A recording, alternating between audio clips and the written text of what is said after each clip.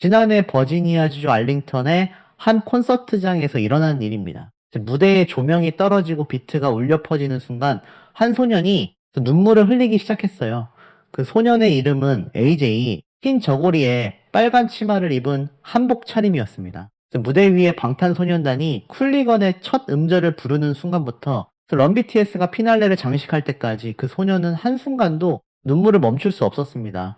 이것은 그의 첫 방탄소년단 콘서트였거든요. 아메리카 텍사스 출신의 평범한 10살 꼬마였지만 그날따라 그는 평범하지 않은 복장을 했어요. 왜 하필이면 한복일까요? 그리고 왜 눈물을 멈출 수 없었을까요? 그 답을 찾기 위해 AJ의 엄마와 인터뷰를 나눠봤습니다. 그건 정말 아름다운 순간이자 최고의 순간이에요. 그의 엄마가 말했습니다. AJ는 방탄소년단 때문에 비로소 자신이 될 수 있다는 걸 알게 됐어요. 남자도 춤을 출 수 있다는 걸 깨달았거든요. 그래서 이 한복도, 이 눈물도 그런 깨달음의 증거예요. 그래서 엄마의 목소리는 자부심이 묻어났습니다. 제 아이가 자신을 표현할 수 있다는 걸 깨달은 순간 저도 울었어요. 콘서트가 끝난 후 뜻밖의 사건이 일어났습니다. 그날 촬영한 영상을 담은 휴대폰이 고장이 났던 거죠. 그의 엄마는 그 소중한 순간들이 영원히 사라질까봐 가슴이 철렁했습니다. 하지만 다행스럽게도 영상은 무사히 복구되었고 그 영상이 소셜미디어에 퍼지기 시작합니다. 세상에 저 귀여운 아기가 울고 있네요. 댓글창에 이런 말들이 쏟아졌습니다. 한복도 그렇게 잘 어울리는군요. 이게 진짜 팬심이다. 하지만 모두가 주목한 것은 그의 감정만이 아니었습니다.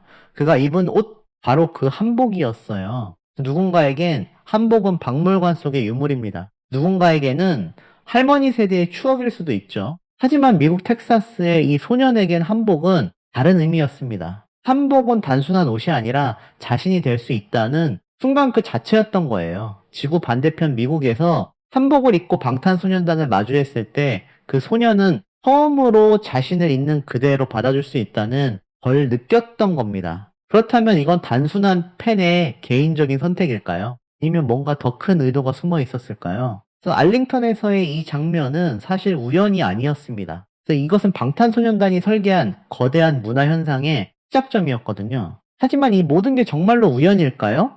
아니요, 절대 그렇지 않았습니다. 방탄소년단은 2026년 3월 한 장의 새 앨범을 세상에 내놓습니다. 그 앨범의 이름은 아리랑이었어요. 한국의 대표 미녀이자 비공식 국가인 아리랑, 그 이름을 앨범 제목으로 삼은 방탄소년단의 의도는 명확했습니다. 단순히 음악만 수출하는 게 아니라 한국 문화 전체를 세계에 알리겠다는 거죠. 앨범의 타이틀곡은 바디 투 더 바디였습니다. 그래서 이 곡은 전통 아리랑을 샘플링한 곡입니다. 한국 고전의 멜로디와 현대 비트가 만나는 순간 뭔가 특별한 일이 일어났어요. 콘서트장의 거대한 스크린, 이른바 잠부트론에는 한복을 입은 관객들이 실시간으로 비춰지기 시작했습니다. 방탄소년단은 이것을 노골적으로 연출했어요. 무대 위에 한복의 이미지를 띄웠고 바디 투 바디가 나올 때마다 관객석에 한복 입은 팬들을 카메라에 담았습니다. 그러다 보니 팬들 사이에서 하나의 밈이 생겨났어요. 한복 입고 콘서트 가면 화면에 나올 수도 있다. 처음엔 농담처럼 시작된 이 말이 결국 현실이 되었습니다. 전 세계 투어가 시작되면서 이 밈은 전 지구적 문화 현상으로 변해버렸거든요. 멕시코의 팬은 한복을 입고 콘서트에 갔습니다. 그리고 정말로 대형 스크린에 잡혔어요. 그 장면을 영상으로 올린 후 그녀는 댓글창에서 수천 개의 축하 메시지를 받았습니다. 정말 멋있다. 한복이 이렇게 예쁘다니. 또 다른 팬은 엄마에게 한복 조끼를 만들어 달라고 부탁했어요. 그래서 엄마가 만든 한복을 입고 콘서트에 간 그녀는 결국 대형 스크린에 나왔고 그 장면을 자랑스럽게 공유했습니다. 그래서 엄마가 만들어준 한복 덕분에 스크린에 나왔어요. 그래서 미국 엘파소의 콘서트 현장 한 여성 팬이 한복을 입고 무대를 향해 눈물을 흘리고 있었습니다. 그녀가 입은 한복은 정말로 예뻤어요. 한국 전통의 우아함이 그대로 드러나는 또 옷차림이었거든요. 그래서 영국 토트넘 스타디움에서는 어떤 일이 있었을까요? 한 여성 팬이 어여쁜 한복을 입고 무대를 향해 두 팔로 하트를 그렸어요. 그 장면이 대형 스크린에 잡혔고 수만 명의 팬들이 그 순간을 함께 봤습니다. 그래서 인도네시아에서 온 팬은 부산 콘서트에 참석했습니다. 그녀도 한복을 입었고 그 모습이 스크린에 비춰졌어요. 놀랍게도 인도네시아의 이 팬은 한복을 직접 만들어서 입고 왔던 겁니다. 한국에 온 것도 처음이었는데 인터넷으로 한복 입는 법을 찾아보고 직접 제작했다고 하더군요. 북미 투어 현장에서는 더욱 놀라운 일이 벌어졌습니다. 외국인 팬들이 직접 한복을 제작하고 기존 한복을 리폼해서 집콕 콘서트에 참석한 거예요. 일부는 한복의 모양을 현대적으로 재해석했고 일부는 전통 그대로를 재현했습니다. 텍사스, 방콕, 스리랑카, 멕시코, 영국 지구 반대편에 팬들이 모두 같은 옷을 입고 나타났어요. 이것은 단순한 팬의 취향이 아니었습니다. 이것은 방탄소년단이 설계한 글로벌 문화 캠페인이었던 겁니다. 그렇다면 이것이 정말로 효과가 있었을까요? 네, 눈에 띄는 효과가 있었어요. 서울 광장시장에 한복 판매상을 찾아가 봤습니다. 그는 이렇게 말했어요. 2026년 초부터 매출이 거의 2배로 늘었습니다. 이전엔 한복이라고 하면 결혼식이나 설날 같은 특정 날에만 입는 옷이라는 인식이 강했어요. 하지만 지금은 달라졌습니다. 젊은 사람들이 콘서트 가려고 한복을 찾기 시작한 거죠. 그는 이 현상을 뭐라고 부를까요? 바로 방탄소년단 효과라고 부른다고 했어요. 싱가포르 매체 스트레이트 타임즈도 이를 보도했습니다. 방탄소년단의 새 앨범 아리랑으로 전 세계에서 한복 수요가 급증했다는 내용이었죠. 하지만 이것이 단순한 유행에 그칠까요? 미국의 주요 싱크탱크와 매체들은 이것을 더 깊이 있게 분석하기 시작했어요. 카네기 국제평화재단 같은 외교안보 싱크탱크까지 나서서 주목하기 시작했거든요. 그들이 발견한 것은 무엇일까요? 바로 이것이 단순한 팬심이 아니라는 점이었습니다. 정국이 서울의 한 한복 매장에 들어가는 모습이 포착되었어요. 그 후 그 매장으로 해외 주문이 폭주했습니다. 작은 한복 디자이너의 가게가 갑자기 국제 주문으로 바뀐 거죠. 이것은 정부의 공식 홍보가 아니었습니다. 이것은 팬들이 스스로 찾아 나선 결과였어요. 이런 현상을 전문가들은 뭐라고 부를까요? 외교 전문지 디플로매트는 이를 피플 투 피플 디플로머시, 즉 사람과 사람 사이의 외교라고 명명했습니다. 정부의 공식 캠페인이 아니라는 거죠. 평범한 팬 한 명이 자발적으로 한국 문화에 대한 긍정적 감정을 퍼뜨리는 방식이라는 뜻입니다. 이것이 가진 의미는 무엇일까요? 단순히 옷을 팔았다는 게 아닙니다. 이것은 한국 전통에 대한 세계적 공감대를 형성했다는 거예요. 수만 명의 외국인 팬들이 한복의 아름다움을 느꼈고 한국 민요의 가치를 깨달았습니다. 하지만 이 모든 현상이 단순한 유행일까요? 절대 그렇지 않습니다. 왜냐하면 이것은 거대한 문화전쟁의 승리이기 때문이에요.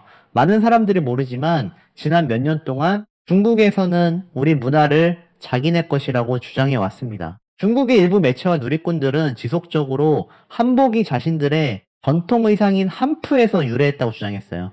심지어 아리랑까지도 중국 조선족의 문화유산이라고 우기고 다녔습니다. 이것은 단순한 주장이 아니었어요. 2011년 중국 정부는 정식으로 아리랑을 자국의 국가 무형문화재로 등재했습니다. 한국 정부가 항의했지만 이미 늦었어요. 국제 기록의 아리랑은 중국의 문화유산으로 남겨져 버렸거든요. 많은 한국인들이 분노했습니다. 우리의 민요가 우리의 의상이 빼앗긴다니 그런 좌절감이 한국 사회 곳곳에 있었어요. 하지만 아무도 예상하지 못했습니다. 그 해결책이 방탄소년단의 손에서 나올 줄은요. 그리고 그 해결책은 정부의 외교 담당자들이 아니라 평범한 팬들이 만들어낼 거라는 것도요. 생각해보세요. 전 세계 수십만 명의 팬들이 한복을 입고 콘서트장에 나타났어요. 멕시코에서, 영국에서, 인도네시아에서, 태국에서, 스리랑카에서 이들이 모두 같은 옷을 입은 이유는 뭘까요? 왜 중국 전통 의상을 입지 않았을까요? 답은 간단합니다. 한복은 한국의 것이기 때문입니다. 그래서 이것을 누가 증명했을까요? 정부가 아니라 팬들이었어요. 정부가 외교 담당자를 보내 아리랑의 기원을 설명할 필요가 없었습니다. 방탄소년단이 한국만 부르면 수만 명의 팬들이 나서서 증명해 주었거든요. 카네기 국제평화재단의 분석은 더욱 흥미로웠습니다. 그들은 방탄소년단의 이런 문화활동을 단순한 음악 활동이 아닌 소프트 파워로 평가했어요. 음악을 통해 한국 문화를 세계에 알리는 것, 그것이 바로 국력이라는 거죠. 미국의 주요 매체들도 이를 주목했습니다. 달라스 옥저버는 이렇게 평가했어요. 텍사스에서 K-팝의 향연을 보여준 방탄소년단 멤버들에게 경의를 표합니다. 많은 아티스트들이 아레나 공연장을 매진시킬 수 있습니다. 화려한 무대를 만들고 의상을 갈아입으며 누구나 아는 노래들로 세트리스트를 채울 수 있죠. 하지만 방탄소년단을 특별하게 만드는 것은 그들이 만들어낸 독특한 생태계입니다. 그 생태계가 무엇일까요? 바로 팬들과 함께 만드는 문화라는 거예요. 방탄소년단은 단순히 음악을 주지 않았습니다. 팬들에게 한복을 입을 이유를 주었고, 아리랑을 부를 이유를 주었고, 한국 문화가 자신들의 것이 될 수 있다는 깨달음을 주었어요. 광화문 컴백 콘서트는 이 모든 게 시작된 현장이었습니다. 방탄소년단은 직접 한복 모티프 의상을 입고 무대에 나섰어요. 디자이너 자이 송지호가 만든 리리컬 아머라는 의상이었는데 조선시대 갑옷과 한복의 유연함을 결합한 디자인이었습니다. 이것은 단순한 의상 선택이 아니었어요. 이것은 방탄소년단이 명확히 보여준 입장 표현이었습니다. 우리는 한국 문화를 자랑스럽게 여기고 우리 음악에 담아낼 것입니다. 그들의 메시지는 명확했고 전 세계가 응했어요. CNN도 이를 보도했습니다. 한국에 거주하는 미국인 팬 비비안 페리어의 인터뷰를 실었는데 그녀는 앨범의 색깔인 빨강과 흰색을 한복으로 재해석해서 입었다고 했어요. 팬들도 아티스트들도 모두 같은 방향으로 움직였습니다. 생각해보면 정말 놀라운 일입니다. 정부가 몇십억 원을 들여 광고 캠페인을 할 필요가 없었어요. 방탄소년단이 한 번의 무대 연출로 전 세계의 마음을 움직였거든요. 그래서 이것이 바로 K-팝의 진정한 힘이었습니다. 그리고 이제 방탄소년단은 단순한 아티스트가 아닙니다. 그들은 한국 문화의 대사가 되었어요. 한국 민요를 세계화하고 전통 의상을 현대화시키고 동아시아의 문화 분쟁에서 무언의 증거를 남긴 거죠. 그래미상이 방탄소년단을 선택하는 게 아니라 이제 방탄소년단이 선택할 수 있는 위치에 올라와 있습니다. 중국의 왜곡된 주장들은 이제 의미가 없어졌어요. 왜냐하면 전 세계 스타디움에서는 반대의 장면이 펼쳐지고 있거든요. 텍사스의 한 소년이 한복을 입고 스리랑카의 팬이 한복을 입고 멕시코의 팬이 한복을 입고 모두가 같은 노래를 부르고 있습니다. 이것이 바로 답입니다. 문화는 말로 증명하는 게 아닙니다. 문화는 사람들의 행동으로 증명되는 거예요. 수만 명의 팬들이 자발적으로 한복을 입은 그 순간 아리랑의 기원에 대한 모든 논쟁은 끝났습니다. 전 세계가 이미 답을 내렸거든요. 알링턴의 그 소년 AJ의 눈물을 기억하십니까? 그 눈물은 단순한 감정이 아니었어요. 그것은 한국 문화가 전 세계에 얼마나 깊이 있게 들어가 있는지를 보여주는 증거였던 겁니다. 방탄소년단은 K-팝이 음악만 수출하는 게 아니라 문화를 함께 실어보낸다는 것을 보여줬어요. 그리고 그것이 가장 독창적이고 가장 세계적인 방식이었습니다. 정부가 할 수 없는 일을 아티스트와 팬들이 함께 만들어낸 거죠. 이것이 바로 문화의 힘이고 이것이 바로 방탄소년단의 진정한 기여입니다.